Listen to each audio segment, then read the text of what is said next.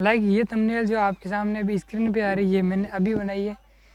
ये थंबनेल मतलब कैसे बनाए, नॉर्मल एक ही ऐप का यूज करता हूँ और उससे थंबनेल बनाता हूँ। आप ही वेब यूज कर सकते हैं, absolutely free and anywhere use this app. मतलब कहीं भी आप उसको यूज कर सकते हो, बिल्कुल फ्री है। कोई भी प्रीमियम वर्जन मतलब लेने की ज़रूरत नहीं है, एक्स्ट्रा फॉन्ट आपको डाउनलोड करने की कोई ज़रूरत नहीं है। हम चलते हैं अभी स्क्रीन पर एंड एक कैची एंड सिंपल आपको थंबनेल में बना के दिखाऊंगा। उससे पहले जय हिंद दोस्तों, मेरा नाम राकेश, आप देख रहे हैं आर के टेक्निकल इवेंटो। चलिए शुरू करते हैं।